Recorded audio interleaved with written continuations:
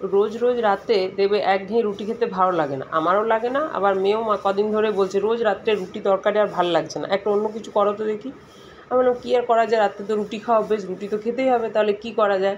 এবার রুটি আমি গরম বানিয়ে নিলাম। তোমরা চাইলে সকালে রুটি থাকলে সেটা রাত্রে বানাতে পারো, আবার রাতে বানানো রুটি ওই সকালে থাকে সেটাও করতে পারো, ওটা তো কোনো অসুবিধা হবে না। কিন্তু আমি রাত্রে আজকে গরম রুটি তখন অলরেডি বানিয়ে নিয়েছিলাম। তারপরে মেয়ে বায়না করলো তাহলে কীভাবে বানাই, চলো দেখো রুটি তোমার বানানো হয়ে গেছে। এবার কী করলাম, বাড়িতে বেশ খানিকটা পনির ছিল, পনিরটাকে কিউব কিউব করে কেটে নিলাম, কিছুটা ধনেপাতা কেটে দিলাম, কিছুটা ক্যাপসিকাম কাটলাম, আর তোমার কাঁচা পাকা লঙ্কা যে যেরকম ঝাল খাবে সেরকম আমি কেটে নিলাম।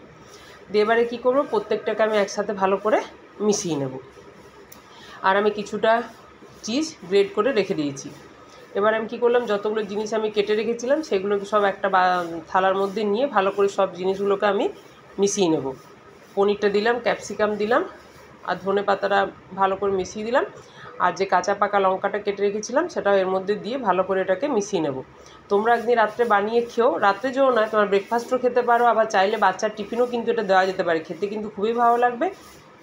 আর খাবারটা অনেকক্ষণ পর্যন্ত কিন্তু মুচমুচেও থাকবে, ভালো থাকবে। আর তোমরা চাইলে, আমি যেমন আজকে সম্পূর্ণ নিরামিষ করেছি, তোমরা চাইলে কিন্তু এটা চিকেন দিয়ে বা একটু পেঁয়াজ দিয়েও ব্যবহার করতে পারো। আমরা পেঁয়াজটা খাই না খুব একটা বলে পেঁয়াজটা দিলাম না, এক্ষেত্রে কিন্তু কাঁচা পেঁয়াজ যদি এখানে দেওয়া হতো না খুব ভালো লাগতো, আমি দিলাম না, তোমরা চাইলে দিতে পারো। দেখো আমার পুরটা রেডি হয়ে গেছে। এবার আমি কী করলাম, একটা করে রুটি নিলাম, রুটির একটা সাইডে সসটাকে ভালো করে এইভাবে মিশিয়ে দিলাম। এই সসটা কিন্তু ওই পিৎজা সস বা পাস্তা সস হলে সবথেকে বেশি ভালো হয়, কিন্তু আমার হাতের কাছে আজকে ছিল না, তার জন্য আমি ওই রেড চিলি যে টমেটো সসটা ওটাই দিলাম। দিয়ে তারপর এখানে যে পুরটা বানিয়েছিলাম এটা এর মধ্যে দিয়ে দিলাম। তোমরা চাইলে কিন্তু এখানে একটু সেদ্ধ করা আলু গ্রেট করে এর মধ্যে মেশাতে পারো, সেটাও কিন্তু খুব ভালো লাগবে।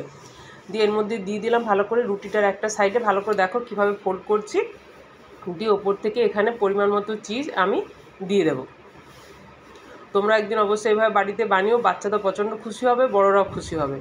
আর ভালো লাগলে চ্যানেলটি যারা এখনও সাবস্ক্রাইব করনি প্লিজ সাবস্ক্রাইব করে আমার পাশে থেকো, আর কমেন্টস করে জানিও কেমন লাগছে। এইভাবে আমি প্রত্যেকটা রুটিকে দেখো বানিয়ে নেব। দেখতে যত লোভনীয় হয়েছে খেতে কিন্তু খুবই সুন্দর হয়েছিল, দারুণ।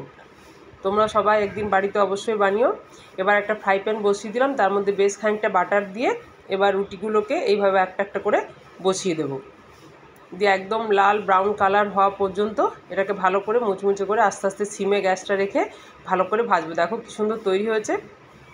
এটা বাচ্চাদের টিফিনে দিলে বাচ্চারা কিন্তু খুবই খুশি হবে। সবাই ভালো থেকো, চ্যানেলটি সাবস্ক্রাইব করা না থাকলে কিন্তু অবশ্যই সাবস্ক্রাইব করে আমার পাশে থেকো।